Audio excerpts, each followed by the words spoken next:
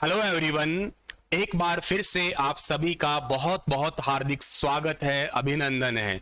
आइए स्टार्ट करता हूं आज का ये लेक्चर। ईवीएस का पार्ट नंबर 3 है ये हमारा। इससे पहले मैंने आप लोगों को 2 वीडियो क्लिप में कुछ बेसिक बातें जो है ना वो सिखाई है कि वर्ल्ड एनवायरनमेंट डे क्या होता है। उससे रिलेटेड कुछ इंपॉर्टेंट आपके जो रूल है या जो एक्ट है उनके बारे में आपने पढ़ा था। एनवायरनमेंट का बेसिक डेफिनेशन आप लोगों ने पढ़ा था, या कोई कॉन्स्टिट्यूशन से रिलेटेड जो प्रोविजंस है वो आप लोगों ने पढ़े थे। कहां पे एनवायरनमेंट शब्द की बातें की गई है, कहां पे इसको बचाने की बात की गई है, नेशनल ग्रीन ट्रिब्यूनल क्या होता है, नीरी क्या होता है, ये सब बातें आप लोगों ने अब तक इस लेक्चर में पढ़ ली है। सो आइए आगे बढ़ते हैं और आज के इस लेक्चर को हम लोग आगे लेके जाएं तो बहुत ईजी है, ज्यादा कुछ मुश्किल लेक्चर बनेगा नहीं हमारा। मैंने आपको कहा था कि कल की क्लास में यहां पे हम लोग छूटे थे कि समझना था कि एनवायरनमेंट क्या है, इकोसिस्टम क्या है, इकोलॉजी क्या है। अब हमें आज ये डेफिनेशन समझनी है, या यूं कहिएगा इनके बीच का आपस का जो रिलेशन है ना उनके बारे में आज हमें बात करनी है कि एनवायरनमेंट, इकोसिस्टम और इकोलॉजी के बारे में। हिंदी में बात करो तो इसको आप पर्यावरण तो कह ही रहे हो, इसको आप लोग परिस्थितिकी तंत्र कहोगे, इसको आप परिस्थितिकी कहने वाले हो। बहुत इजी है, कुछ ज्यादा मुश्किल नहीं है। सो आइए, पर हाँ डेफिनेशन और जो वर्डिंग है उन पे आपको खास तौर पे ध्यान देना है, क्योंकि यहाँ डेफिनेशंस की तो वैल्यू है। आपको आपके एग्जाम में जो एक्यूरेट डेफिनेशंस होती है ना उन्हीं पे तो फोकस करना है। देखो, everything that is present around is known as environment. ये बात आप लोगों ने लाख बार पढ़ ली मुझसे, अब तो आपके दिल में बस गई है कि हर चीज जो आपके आजू बाजू है ना उसको आप एनवायरनमेंट कहते हो। वे सभी वस्तुएं जो हमारे चारों ओर उपस्थित हैं, जैसे पेड़ पौधे हैं लाइक प्लांट है, मनुष्य यानी कि ह्यूमन बीइंग है, सूक्ष्म जीव यानी कि माइक्रो ऑर्गेनिज्म है, जीव जंतु है, एनिमल्स है, जल है, मिट्टी है, वायु है, पर्वत है, पहाड़, गर्मी, सर्दी, तापमान, वट एवर, सब चीजें एनवायरनमेंट है। इसमें मैंने कहा था एक निर्जीव होता है, एक मैंने कहा था सजीव होता है। ठीक है जी। निर्जीव में आपको मैंने ये बता दिया था कि जल, भूमि, वायु, पर्वत, गर्मी, तापमान, ये सारे के सारे अबायोटिक कंपोनेंट है। और इधर मैंने आपको समझाया कि जो जीव जंतु है, जो मनुष्य है, जो पेड़ पौधे हैं, जो माइक्रो ऑर्गेनिज्म है, इनको आप लोग क्या कहते हो, इनको आप बायोटिक कंपोनेंट के नाम से जानते हो। और मैंने ये भी आपको समझाया कि एनवायरनमेंट क्या होता है। Environment is the sum of biotic and abiotic component. Environment बनेगा इन दोनों के सम से बनेगा। ठीक है, ओके सर, समझ गए ये। अब हम बात करते हैं आज इकोसिस्टम की। वो मैंने एनवायरनमेंट एक बार तो पढ़ा रखा है, लेकिन फिर भी अब आपको रिवाइज करवा दिया तो ठीक रहेगा। अब इसके बारे में बात करें तो राइट डेफिनेशन हमारी एनसीईआरटी क्या कहती है, फिर समझते हैं इसको। लिखा है कि इकोसिस्टम शब्द का प्रयोग सबसे पहले करने वाले जो वैज्ञानिक थे, जो इंसान थे, उनका नाम A.G. टेंसली था। ठीक है ना। इन्होंने 1935 के अंदर इसका प्रयोग किया था। तो एक सवाल आपके पेपर के पॉइंट ऑफ व्यू से यह बन गया कि जो आपका ये इकोसिस्टम होता है इसका सबसे पहले प्रयोग कौन से वर्ष में हुआ है। तो वर्ष आपका बताना है 1935 है। दूसरी बात है, इसका प्रयोग सबसे पहले किया किसने है, A.G. टेंसले जो है ना, इन्होंने इसका प्रयोग सबसे पहले किया है। बात समझ में आई? ठीक है सर, समझ में आई। किसी भी स्थान के जीवीय समुदाय यानी कि लिविंग ऑर्गेनिज्म के जीवों तथा उनके चारों ओर पाए जाने वाले अजीवीय वातावरण में पारस्परिक संबंध जो होता है, ये दोनों एक दूसरे पर प्रभाव डालते हैं। अब एक बात ये बताओ कि आप जहां रह रहे हो, आपके आजू बाजू कुछ ऐसी चीज है जिनमें जीवन है।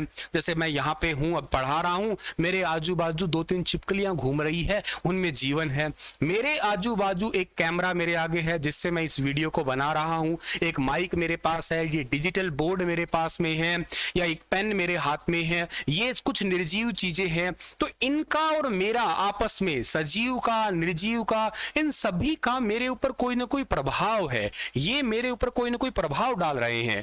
या कहो समुदाय के जीवों की रचना, कार्य और उनके वातावरण के पारस्परिक संबंध को पारिस्थितिकी तंत्र कहते हैं। और इन्हीं का जो मेरा ये पूरा सिस्टम बना हुआ है, जिनसे मैं जुड़ा हुआ हूं, जिनसे मेरा लेना देना है, यूं कहिएगा। भाई देखो, इकोसिस्टम किससे बना है? मैं हूं यहाँ पे, मेरा आजू बाजू का सब कुछ आपका है, इनसे मेरा रिलेशन है। कहने का मतलब इस स्टूडियो के अंदर ये कैमरा नहीं होता तो काहे की क्लास होती, इस स्टूडियो के अंदर ये माइक नहीं होता तो काहे की क्लास होती, स्टूडियो में मान लेते हैं ये डिजिटल बोर्ड नहीं है तो काहे की क्लास होती। तो यही सारे क्या है, इनसे मेरा रिलेशन ही क्या कहलाएगा, इकोसिस्टम कहलाएगा। डेफिनेशन आप समझे होंगे, इंग्लिश में अगर आप समझते हैं तो क्या है, in any given area all living organism, जैसे कि ह्यूमन बीइंग कहिएगा, एनिमल कहिएगा, प्लांट कहिएगा, फंगी कहिएगा या एल्गी कहिएगा, ठीक है ना, ये सारे के सारे regularly interact with one another and with non living organism, जैसे कि माउंटेन है, रिवर है, to maintain a balance in the nature. और ये सारे के सारे है, ये क्या कर रहे हैं, इकोसिस्टम के अंदर जो है ना, ये बैलेंस बनाने का काम करते हैं। इन्हीं की वजह से तो बैलेंस है आपका। ये सारा क्या, ecosystem is the sum of total, सभी का तो मिलाओगे तो इकोसिस्टम बन जाएगा। जैसे एग्जांपल से ये भैया मैं हूं यहाँ पे, ठीक है ना, मान लेते सर आप ऐसे कैसे, बस मैं ऐसा ही हूं, ठीक है। अच्छा ये पेड़ है, इस पेड़ से ऑक्सीजन निकल रही है, ठीक है ना। अच्छा ऑक्सीजन निकल रही है, इस ऑक्सीजन को क्यों कौन ले रहा है, इस ऑक्सीजन को मैं ले रहा हूं, मेरे को जरूरत पड़ रही है। सूरज से कुछ एनर्जी निकल रही है, वो भी मैं ले रहा हूं, मुझे भी जरूरत पड़ रही है उसकी, ठीक है ना। अच्छा कुछ पहाड़ है, बारिश आ रही है, अच्छा बारिश आ रही है, पानी हो रहा है, पानी से क्या हो रहा है आपका, उस पानी को दोबारा सूरज जो है ना वो सोखे जा रहा है, ठीक है ना, बादल आ रहे हैं। ये सब चीजें एक दूसरे से जुड़ी हुई है, या यूं कहिएगा संबंध है, एक दूसरे का परिपूर्ण है। अगर पानी बहुत ज्यादा हो जाता है आपका कहीं पे तो वाष्पीकरण हो जाता है, फिर कहीं बादलों में नमी बनती है, फिर वो ओस या बारिश के रूप में पानी नीचे जमीन पे गिर जाता है, ठीक है ना। वातावरण में ऑक्सीजन है, ऑक्सीजन से हमारा जीवन चल रहा है, हम कार्बन डाइऑक्साइड छोड़ रहे हैं, कार्बन डाइऑक्साइड को ये पेड़ पौधा जो है ना वापस ग्रहण कर लेगा। तो मतलब पौधे हैं जितने भी, ये क्या करेंगे, ये कार्बन डाइऑक्साइड को लेने की कोशिश करेंगे, और पौधे कार्बन डाइऑक्साइड लेने की कोशिश करेंगे, और हम लोग क्या करेंगे, हम लोग ऑक्सीजन छोड़ेंगे, और वो ऑक्सीजन हम ऑक्सीजन लेने की कोशिश करेंगे। तो दोनों का बैलेंस बन गया ना आप में, कि पौधे ने तो क्या किया, पौधे ने कार्बन डाइऑक्साइड जो है ना, सॉरी मैं उल्टा नहीं बोल गया कहीं, पौधे क्या करेंगे, कार्बन डाइऑक्साइड लेंगे, ठीक है ना, और ऑक्सीजन जो है ना वो हमें देने की कोशिश करेंगे। अब क्लियर हो जाएगा लिख दिया तो। अच्छा और जो हम हैं, हम इसका उल्टा करेंगे, हमारा काम क्या, हम ऑक्सीजन लेने की कोशिश करेंगे और कार्बन डाइऑक्साइड छोड़ने की कोशिश करेंगे। तो ये सारा बैलेंस जो बन जाएगा ना, उसी को तो आप इकोसिस्टम कहोगे। बस इकोसिस्टम यही होता है आपका, ठीक है ना। चलो सर इकोसिस्टम की कुछ और बातें करें हम लोग, तो वातावरण के जैविक और अजैविक घटकों की अंतःक्रिया से विकसित तंत्र को आप इकोसिस्टम के नाम से भी जाना कर सकते हो, ठीक है ना। अब देखो क्या है, interaction between biotic and abiotic components. देखो इंटरेक्शन तो है, आप ये कहो या सोचो कहीं कि जो निर्जीव चीजें हैं क्या वो जरूरी नहीं है, क्या बहुत जरूरी है, जरूरी है तभी तो इस है ना, वो तभी तो विद्यमान है, वरना तो वो होती ही क्यों। तो उनका और हमारा आपस में जो लिंक है, जो इंटरकनेक्शन है, वही जो आपका वर्ड है ना इकोसिस्टम, उसी को दिखा रहा है। ये आपका एग्जाम्पल क्या है, drop of water is ecosystem, पानी की एक बूंद जो है ना वो इकोसिस्टम है। वाटर इज इकोसिस्टम है, रिवर इज इकोसिस्टम है, फॉरेस्ट इज इकोसिस्टम है, ocean is ecosystem, habitat is ecosystem. ये सारी चीजें इकोसिस्टम है। हैबिटेट क्या होता है, उस जगह को हैबिटेट कहते हैं जहां पर एक जीव निवास करते हैं। जहां पे मेरा घर है, इसके आजू बाजू मेरे पास में सारी सुविधाएं मुझे मिल जाएगी। भाई मेरा घर जहां है तो जाहिर सी बात है वहां मेरे पास पानी का कुछ होगा, वहां सोने के लिए कुछ होगा, बिजली के लिए कुछ होगा, जो निवास करने के लिए पेड़ पौधे होंगे, खाने के लिए फल होंगे। ये सारी चीजें जो होना, वही आप लोग एक हैबिटेट को नाम आप दिया करते हो। तो बेसिकली एक लाइन में कहूंगा मैं कि ecosystem very gradually in the size from small drop to water pond और लार्ज फॉरेस्ट एरिया। तो इकोसिस्टम वो सारा ही है, कहने का मतलब जो छोटे से छोटा बूंद पानी ले लीजिएगा और बड़ा सा बड़ा महासागर ले लीजिएगा, सब कुछ एवरीथिंग इज इकोसिस्टम, सब कुछ इकोसिस्टम है। पर्यावरण तो सब कुछ था ना चारों तरफ आपका, अब इस पर्यावरण के अंदर जो चीजें आ रही है जिनसे हमारा इंटरेक्शन हो रहा है, भाई छोटे से छोटी चीज पानी की बूंदी होगी, थोड़ा आप ज्यादा पानी इकट्ठा कर लीजिएगा, तालाब बना लीजिएगा, नदी बना लीजिएगा, जंगल बना लीजिएगा, महासागर बना लीजिएगा। So everything is a ecosystem. समझ में आपको आ रही होगी, है ना, आ रही है, बहुत ही इजी चीज है भैया, कुछ मुश्किल थोड़ा ना है। हाँ यहाँ पे बस आपको ना भाषाएं समझनी है, लैंग्वेज आपको थोड़ी ना एग्जैक्ट पेपर के पॉइंट ऑफ व्यू से आनी चाहिए, बाकी ये सब्जेक्ट बहुत इजी है। अब मैं एक नए शब्द पे आता हूं, दैट इज इकोलॉजी पे आता हूं। अब ये इकोलॉजी क्या है, इसका डेफिनेशन पढ़ते हैं। एनसीईआरटी क्या कहती है हमें, जीवों का उसके वातावरण के साथ जो पारस्परिक संबंध है उसकी स्टडी अगर आप कर लेते हो तो इकोलॉजी है। जब जब आपने अपनी जिंदगी के अंदर लॉजी वर्ड पढ़ा है तब तब आप लोगों ने चीजों को स्टडी करना पड़ा है, अध्ययन करना पड़ा है। जैसे कि आप लोगों ने पढ़ा है टेक्नोलॉजी, तकनीकी का अध्ययन करते हो, ऑस्टियोलॉजी हड्डियों का अध्ययन करते हो, न्यूरोलॉजी दिमाग के नर्व सेल्स का अध्ययन करते हो, हिपैटोलॉजी लीवर का अध्ययन करते हो आप लोग। भाई कहीं पे भी लॉजी पढ़ रहे हो ना यार, कहने का मतलब तो लॉजी सेंस इतना देता है कि लॉजी का मतलब आपका है कि कुछ ना कुछ आप अध्ययन करोगे। और यहां पे भी तो यही कहा है उन्होंने, ecology is the study of relationship between the organism and environment. भाई हमारा और पर्यावरण का आपस में जो ना ये रिश्ता क्या है, इस संबंध को दिखाना और इसकी पूरी स्टडी कर लेना, यही आप लोग इस इकोलॉजी के अंदर पढ़ा करते हो। यही वो साइंस की ब्रांच है जी। अब जो आपका इकोलॉजी होता है, इसको सबसे पहले परिभाषित करने वाले, इसके डेफिनेशन देने वाले व्यक्ति थे, जर्मन के वैज्ञानिक थे, और ये नाम क्या था, अर्नेस्ट हैकेल था। ये होती है बारीकियां जो आपको पकड़नी है। सबसे पहले इसको परिभाषित किसने किया था, इसके डेफिनेशन किसने दी थी, इसके डेफिनेशन दी थी अर्नेस्ट हैकेल ने डेफिनेशन दी थी। इनके अकॉर्डिंग डेफिनेशन क्या थी भाई, इनके अकॉर्डिंग डेफिनेशन थी कि वातावरण या पर्यावरण जो है ना और समुदाय के जो आपस का संबंध है, इसके अध्ययन को आप लोग जो है ना इकोलॉजी कहते हो। इनकी डेफिनेशन ये थी, ठीक है ना। ये आपको पीडीएफ वगैरह का टेंशन आए तो आप मुझे ना डायरेक्ट व्हाट्सएप पे मैसेज कर सकते हो 9468173029, ठीक है ना। आप मुझे यहाँ पे डायरेक्ट सुनील बिश्नोई करके सर्च करके या फेसबुक पे, टेलीग्राम पे, कहीं पे भी सर्च करके मिल सकते हो। स्टार IQ कर कहीं पे भी सर्च करोगे तो मिल जाऊंगा। एनीवे, तो इकोलॉजी की बात करी मैंने कि पर्यावरण, वातावरण या पर्यावरण को और जीव समुदाय के पारस्परिक संबंध के अध्ययन को पारिस्थितिकी कहते हैं। ये एक डेफिनेशन, देखो यही लाइनें होती है जो आपको पेपर में सही करनी है। वातावरण और पर्यावरण और जीव समुदाय के जो आपस में है, जो मतलब वातावरण आपका पूरा का पूरा एनवायरमेंट हो गया, ये भी एनवायरमेंट ही कह सकते हो आप लोग पूरा, ठीक है ना। एटमॉस्फेयर एनवायरमेंट है। तो ये चीजें आपको याद रखनी है। व्यक्ति का नाम आपको सर ने बता दिया, अर्नेस्ट हैकेल, ठीक है ना। चलो जी, तो ये तो बात आपकी सेम ही आ गई। अगली बात, अब आप बात करते हो इकोसिस्टम के अंदर, ये चीजें आपको मैंने अभी समझा दी है, रिवाइज बेशक करनी हो। अब हम बात करते हैं कंपोनेंट्स ऑफ इकोसिस्टम की। इस परिस्थितिकी तंत्र के घटक कौन से हैं, इसके कंपोनेंट्स कौन से हैं, ठीक है सर बताओ। दो कंपोनेंट मेन हो सकते हैं। एक कंपोनेंट मेरे पास में है, उस कंपोनेंट का नाम है आपका यहाँ पे बायोटिक कंपोनेंट है, ठीक है ना। एक कंपोनेंट है मेरे पास में जिसका नाम आपके पास में है बायोटिक। और दूसरा कंपोनेंट कौन सा है सर, दूसरे कंपोनेंट का नाम मेरे पास में है, इसका नाम है अबायोटिक कंपोनेंट। दो कंपोनेंट है, एक तो बायोटिक है, एक बायोटिक है, मतलब एक इसमें जीव, उसमें जीवन है, एक इसमें जीवन नहीं है। एक आपका समझ जाइएगा संजीव है, एक आपका समझ सजीव है, एक आपका समझ जाइएगा निर्जीव है, ठीक है सर। अब जो जैविक घटक आते हैं आपके, ये किसमें, जैविक के क्या एग्जांपल है, या तो प्लांट्स होगा या एनिमल्स होगा या माइक्रो ऑर्गेनिज्म होगा, ये आपके बायोटिक कंपोनेंट्स के अंदर आते हैं, ठीक है ना। लाइक इसके अंदर मैंने आपको लास्ट लेक्चर जो गया था या जो सबसे पहला लेक्चर था उसमें बताया था कि जो प्लांट होते हैं उनको आप प्रोड्यूसर्स कहते हैं, यानी कि उत्पादक कहते हैं। पौधों से आपको भोजन मिलेगा, पौधों से आपको फल मिल जाएंगे, that is all are producers, ये उत्पादक होते हैं। दो नंबर पे आते हैं एनिमल, जिनको जीव जंतु ये कहते हैं, ये होते कंज्यूमर्स। आप और हम क्या हैं, उनसे कुछ मिला हमें, ये अंगूर की बेल से हमें अंगूर मिला, वहां से उस अंगूर को कंज्यूम किसने किया, कंज्यूम करने तो वाले तो आप ही थे ना, कंज्यूमर्स हो गए। अच्छा, माइक्रो ऑर्गेनिज्म डीकंपोजर्स ये कहलाते हैं आपके। ये डीकंपोजर्स कैसे कहलाते हैं, डीकंपोजर्स कहलाने का मतलब है कि जो आप लोगों ने खाया पिया है उसको अब ये क्या करेंगे, उसको ये गला सड़ाने का काम करेंगे। तो एक्चुअली बात इतनी है कि ये बायोटिक कंपोनेंट्स है ना आपके, जैविक या जीवीय घटक है आपके, इसके अंदर प्लांट आता है, एनिमल आता है, माइक्रो ऑर्गेनिज्म आता है। और इन तीनों को ये आप लोग फूड चेन का नाम देते हैं। यही तो फूड चेन बनाते हैं। और फूड चेन क्या बनेगी आपकी, देखो फूड चेन खाद्य श्रृंखला है आपकी, जो फोटोसिंथेसिस के अंदर मैं आपको पूरी प्रोसेस समझा दूंगा आगे जाके।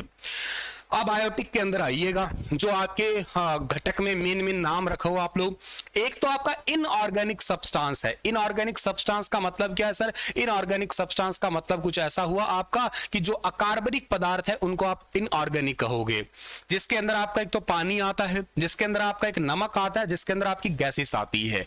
जो आपके अकार्बनिक पदार्थ है यानी कि जो आपके इनऑर्गेनिक पदार्थ है वो भी अबायोटिक कंपोनेंट्स होते हैं। इनके एग्जांपल आपको पता होना चाहिए। वो पानी है, वो आपका नमक है, वो आपकी गैस है, वाटर है, सॉल्ट है और गैसेस होती है।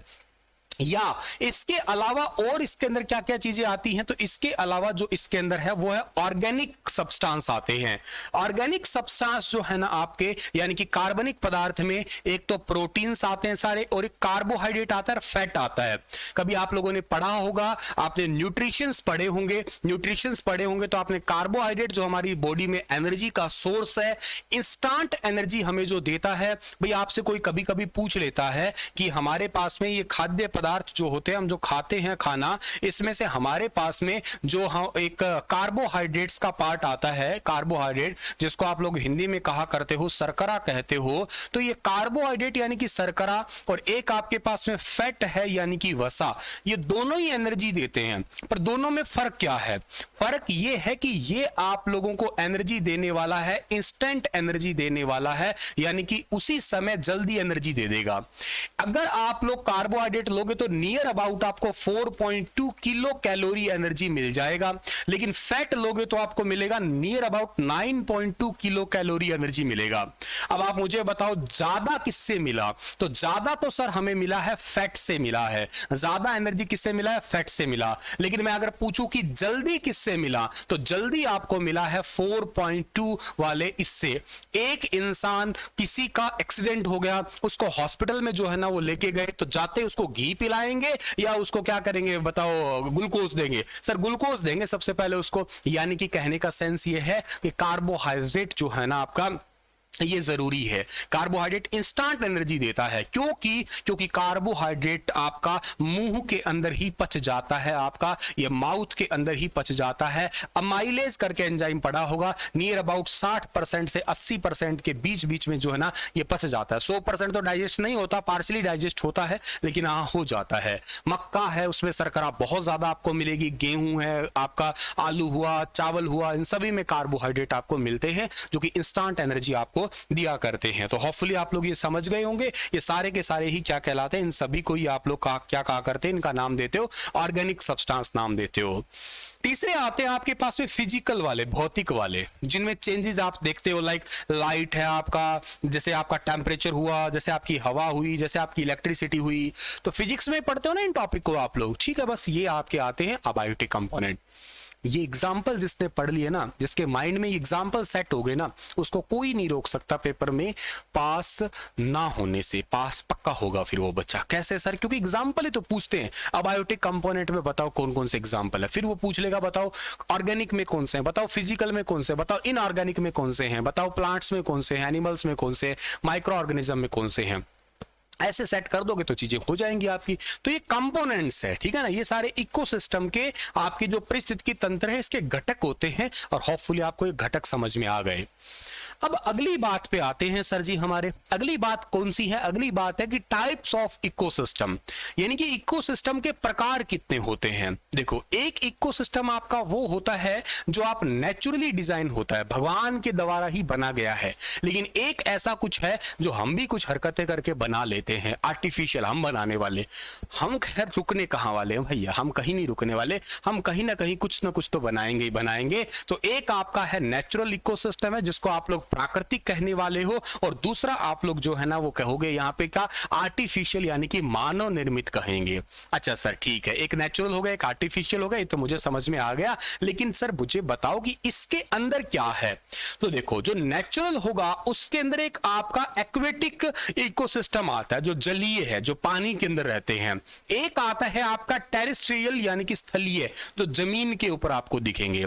जैसे पानी के अंदर पानी वाली चीजें आपको क्या दिखेगी, एक आपको तालाब दिखेगा, भगवान ने बनाया है या नेचुरली कहीं पे ऐसा गड्ढा सा बन गया जहां पे बहुत बारिश इकट्ठी होती है, ढलान में था, पानी आया, गांव का सारा इकट्ठा होता गया, नेचुरली डिजाइन हो जाता है।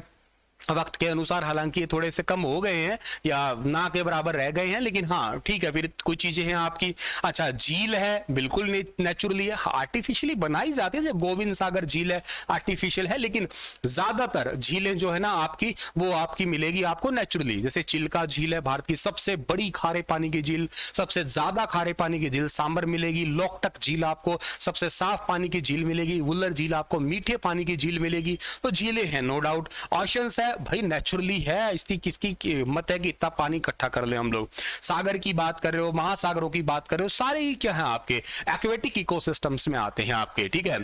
लेकिन जो आपके स्थलीय में आते हैं जमीन पे, या तो आपको दिखेंगे जंगल दिखेंगे, फॉरेस्ट दिखेंगे, या आपको ग्रासलैंड दिखेंगे, घास के मैदान दिखेंगे, या आपको डेजर्ट्स दिखेंगे यानी कि मरुस्थल दिखेंगे, या आपको जो है ना वो टुंड्रा, ये बंजर भूमि होती है। एक तो टुंड्रा वनस्पति भी है, यहाँ पे बहुत छोटा छोटे घास प्रकार सा दिख जाएगा, बाकी इसमें कोई खेती वेती ज्यादा नहीं होती है, ठीक है ना। बहुत डिटेल से इसको आप ज्योग्राफी में पढ़ पाओगे, अगर आपका ज्योग्राफी किसी का ऑप्शनल सब्जेक्ट हो या किसी को बहुत डिटेल से पढ़ना हो तो उसमें ये आएगा। लेकिन आपको यहाँ पे इस सब्जेक्ट के पॉइंट ऑफ व्यू से ज्यादा माथापच्ची नहीं करनी, केवल इतना जानना है कि स्थलीय परितंत्र क्या होता है। तो स्थलीय परितंत्र में आपका फॉरेस्ट आता है, ग्रासलैंड आता है, डेजर्ट्स आता है, और आपके जो है टुंड्राज आते हैं।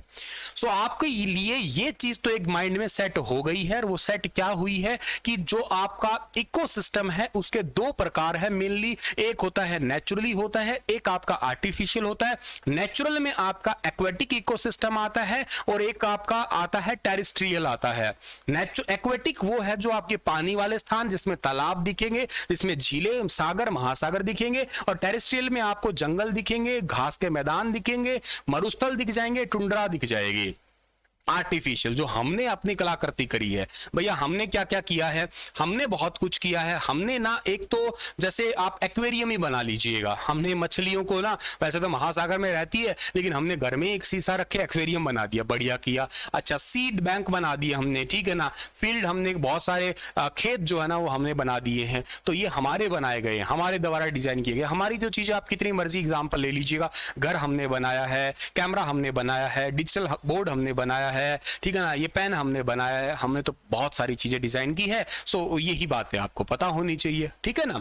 सो यहां तक आपकी चीजें समझ में आपको आ गई है। अब हम बात करेंगे लिविंग ऑर्गेनिज्म की, यानी कि कुछ सेल की बात करेंगे, जो बहुत बेसिक आइडिया हमें यहां पे लेना है। सजीव चीजों के बारे में हम लोग बात करेंगे, ठीक है। चलो, ये चीजें आपको मैंने समझा दी। एक बार थोड़ा सा मैं आपको और बताता हूं इसके बारे में कि biotic component of ecosystem and environment के बारे में बात करें तो इसके अंदर आपका एक तो आता है प्लांट्स आते हैं, एक आपका इसके अंदर एनिमल्स आता है, और एक इसके अंदर मैंने आता है माइक्रो ऑर्गेनिज्म। ये तीनों बात बताई थी। इसको मैंने कहा था प्रोड्यूसर, इसको मैंने कहा था कंज्यूमर, इसको मैंने कहा था डिकम्पोजर, राइट। एग्जाम्पल क्या है सर इनके, अब वो बता रहा हूं। ग्रास इसका एग्जाम्पल है, घास है बिल्कुल। इसका एग्जाम्पल झाड़ियां हो सकती है, फर्न। इसका एग्जाम्पल पेड़ हो सकता है, ठीक है सर जी। पेड़ पौधे बहुत छोटी छोटी इकाइयों से मिलके होते बने होते हैं, जिन्हें आप पादप कोशिका यानी कि प्लांट सेल के नाम से जानते हैं। एनिमल्स की बात करते हो तो इसमें आपका ह्यूमन आएगा, हम आते हैं, एलिफेंट्स आता है, लायंस आता है। जीव जिन छोटी छोटी इकाइयों से मिलके बने होते हैं उन्हें जंतु कोशिका एनिमल सेल कहते हैं। एक छोटी सी सेल्स है आपके, इसमें बहुत सारे मल्टीपल सेल मिल जाते हैं आपके। माइक्रो ऑर्गेनिज्म में आपका आता है क्या, वायरस आता है, अच्छा बैक्टीरिया आता है, अच्छा आपका क्या आता है, फंगी आता है, ठीक है ना। ये एनिमल किंगडम का एक हिस्सा है, वो आपको मैं सेपरेट करवा दूंगा, पर फिलहाल के लिए वायरस है, बैक्टीरिया है, फंगी है, ये वाला आपका किसमें आता है, ये आता है माइक्रो ऑर्गेनिज्म। वैसे आपको बायो का पार्ट है एनिमल किंगडम में, लेकिन बस इतना याद कर लेना कि ये कुछ इस तरीके के आपके हिस्से हैं, माइक्रो ऑर्गेनिज्म, एनिमल, प्लांट्स, ठीक है ना। हो गए सर, एग्जांपल हमें पता लग गया, राइट। अब आप ये पूरा एक स्ट्रक्चर सा देखिएगा, जो एक थोड़ा सा फनी टाइप से कह सकते हो आप लोग कि ये जैसे मैंने घर बनाया है, तो मेरे घर के लिए सबसे छोटी बेसिक यूनिट क्या है, तो मेरे घर की सबसे छोटी बेसिक यूनिट ईंट है, ब्रिक है। ईंट अगर ना होती तो शायद मेरी बिल्डिंग ना होती। तो कुछ ऐसा है कि ईंट इमारत की मूलभूत इकाई है। ऐसे ही जैसे पहले ईंट थी बहुत सारी, ईंट से मेरी बन गई है दीवार, बन गई है दीवार से मेरा कमरा बन गया, और कमरे से मेरी पूरी बिल्डिंग यानी कि घर बन गया है। एज इट इज ऐसे कुछ लिंक करो आप लोग तो देखो, सबसे पहले मेरे पास में बॉडी में सेल है, सेल से मेरे पास में बनेगा टिश्यू बनेगा, टिश्यू से मेरे पास बनेगा ऑर्गन बनेगा, और ऑर्गन से मेरे पास में ऑर्गेनिज्म बनेगा, या पूरी बॉडी बन जाएगी। तो ये याद करना, कोई भी अगर जीव बनेगा तो कुछ इसी प्रकार से ही होता है। ईंटों से दीवार है, दीवार से कमरा और कमरे से इमारत है, तभी जाके मेरी इमारत बिल्डिंग बनती है। और यही चीजें हैं आपकी सारी। ठीक है सर जी। सेल की और बात करें, थोड़ी सी और बेसिक सी बात करें तो देखो ह्यूमन बॉडी हमारी ये है। सर डायग्राम तो बहुत गंदा सा है पर कोई बात नहीं है, बस डरावना नहीं है थोड़ा सा, ठीक है ना। हमारी बॉडी के फीचर्स क्या है? हमारी बॉडी के बहुत सारे फीचर है। हमें त्वचा भी है, हमें बाल भी है, हमें नाखून भी है। तो सेल एक्चुअली क्या है? सेल हमारी बॉडी का स्मॉलेस्ट पार्ट होता है। ये बात बताने की जरूरत इतनी है नहीं, पर वैसे आपको पता है smallest part of our body, हमारे शरीर का सबसे छोटे से छोटा कण जो है ना वो सेल है आपका। कहीं भी बॉडी का पार्ट ले लीजिएगा, हाथ है, हथेली है, शरीर का किसी का एक हिस्सा, इतना सा आपने एक स्किन का टुकड़ा निकाल लिया, मान लेते हैं हाथ में से एक टुकड़ा निकाल लिया, ये टुकड़ा निकाला, और टुकड़ा किया, और टुकड़ा किया, और टुकड़ा किया, और छोटे और छोटे और छोटे, the particle which can not further divided, एक ऐसे पार्टिकल जिनको और आगे आप डिवाइड कर ही नहीं सकते हो, वहीं जाके आपकी सेल बन जाएगी, उसी को कोशिका सबसे छोटा पार्ट बन जाएगा। तो smallest particle element of human body which can not be further divided, जिसको आप आगे जाके डिवाइड कर ही नहीं सकते। भाई आपने सबसे पहले इतना टुकड़ा ले लिया था, उसको और छोटा करके और छोटा और छोटा और छोटा और छोटा, इसे आगे छोटा कर ही नहीं पा रहे हो तो आपकी सेल बन गई। और उसी का ही नाम सेल है आपका, उसी का ही नाम कोशिका है। समझ गए आप लोग? इसका एक हाथ मैंने काट के यहां रख रखा है, ठीक है ना। ड्राइंग बेहद ही बेकार है पर कोई बात नहीं है, समझ जाइएगा। चलो जी, और आगे की बात करते हैं हम लोग। अगली बात हमारे पास क्या है? सेल, स्किन सेल होती है, बॉडी ब्लड सेल्स होती है, बोन सेल होती है, स्पर्म भी सेल होती है, ये सारी सेल है। इन सभी से ही मिलके क्या बनता है? आपका टिश्यू बनता है, ठीक है ना। स्किन टिश्यू होते हैं, बोन टिश्यू होते हैं, इन सभी से मिलके बनता है ऑर्गन बनता है। जैसे किडनी एक ऑर्गन है, लीवर एक ऑर्गन है, इंटेस्टाइन एक ऑर्गन है। इन सभी से मिलके क्या बनता है? ऑर्गेनिज्म बनता है, जीव बनता है। जैसे हम एक जीव है, जंतु है, माइक्रो ऑर्गेनिज्म है, प्लांट, पेड़ पौधे, ये सारे के सारे सेल से। ये बात ही तो मैंने बताई थी ना अभी, ईंट ली थी, दीवार ली थी, फिर एक पूरा घर बनाया था, बिल्डिंग बनाई थी, ऐसे कुछ करके चीजें एग्जांपल बता रहा था। तो ऐसा ही कुछ है। सबसे पहले आपके शरीर में क्या आएगी? सेल आएगी। सेल जैसे स्किन की सेल है, बॉडी से ब्लड सेल है, बोन सेल है, इनसे बनके टिश्यू, टिश्यू से ऑर्गन, ऑर्गन से आपका जीव। इनके एग्जांपल भी लिख दिए साथ में। तो सेल भी एक्चुअली टाइप अगर बनाते हो तो दो टाइप के होते हैं सेल के आपके। पहला टाइप है जिसको कहते हो प्लांट सेल कहते हो, और दूसरा सेल है जो आपका एनिमल सेल होता है। एक जंतु सेल आपका होता है, एक आपका पादप कोशिका होती है।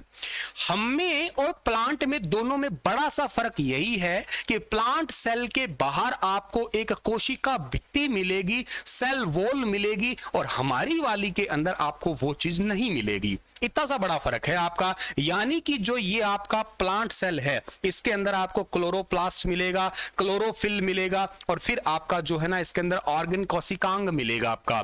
यानी कि आपका plant cell having different element part called as organelle अंग, उन्हीं को ही आप लोग अलग अलग पार्ट को ही आप लोग कोशिकांग कहा करते हो। प्लांट सेल के अंदर जो जो होती है।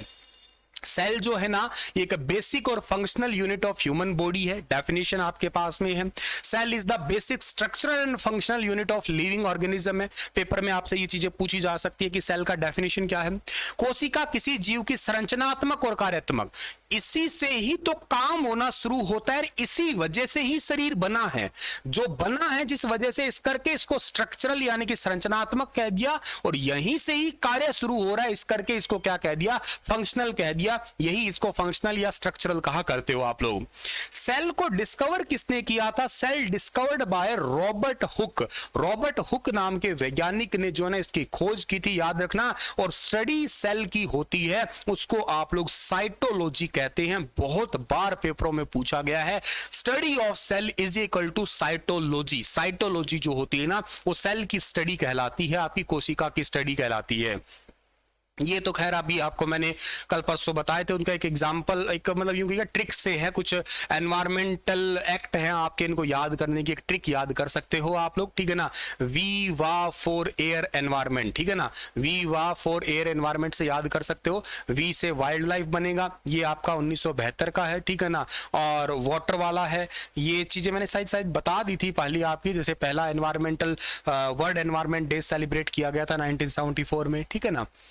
ये चीज़ें मैंने बताई थी ना आपको लास्ट लेक्चर में, ये एक बार मेरे आगे फिर से आई थी, तो मैंने इनका एक ट्रिक सा सोचा था थोड़ा आपको अगर मिल जाए तो या आपको याद हो जाए तो। ठीक है, क्या है कि वाइल्ड लाइफ प्रोटेक्शन एक्ट जो है ना वो कब हुआ था, वो 1972 के अंदर हुआ था। The water prevention and control and pollution act कब था आपका, 1974 के अंदर था। द फॉरेस्ट जो आपका कन्वेंशन टाइप का एक्ट निकल के आया था वो आया था आपका 1980 में। Air prevention and control of pollution act आया था 1981 के अंदर आया था। और इसके अलावा एनवायरमेंट प्रोटेक्शन एक्ट आया था 1986 में। ये एक्ट एग्जाम के पॉइंट ऑफ व्यू से बेहद बेहद इंपॉर्टेंट है, जितनी भी बार इनको आप पढ़ोगे उतना ही बार कम है, तो इनको आप लोग अच्छे से याद कर लीजिएगा। सो ये चीजें मैंने अभी आपको बता दी है कि इसके घटक कितने होते हैं। ठीक है, तो नेक्स्ट लेक्चर में हम लोग इसी ही प्लांट से रिलेटेड बात करेंगे, फोटोसिंथेसिस के बारे में। इसी में ही आएगा आपका फोटोसिंथेसिस वाला पार्ट है, उसको जानेंगे हम लोग क्या होता है। और फोटोसिंथेसिस के बाद में हम जानेंगे पूरी प्रोसेस को जानेंगे, रूट के बारे में जानेंगे। ठीक है ना, रूट क्या होता है, जाइलम क्या होता है, फ्लोएम क्या होता है। ठीक है ना, ये पूरा लीफ स्ट्रक्चर जो है ना, स्टोमेटा वगैरह है, उसके बारे में हम लोग सब चीज जानेंगे। सो ये वाला क्लिप इतना ही है, होपफुली आपको ये समझ में आया होगा। शॉर्ट क्लिप आपको मैं 30 मिनट्स के इसलिए दे रहा हूं ताकि आप लोग बोर ना हो और जल्दी चीजों को ग्रैब कर पाए, प्रॉपर आप लोग नोट्स बना पाए। Thank you so much, stay happy, stay healthy, stay connected with Sunil Bishnoi. धन्यवाद, मिलूंगा किसी और सेशन में बढ़िया आपको समझाने के लिए।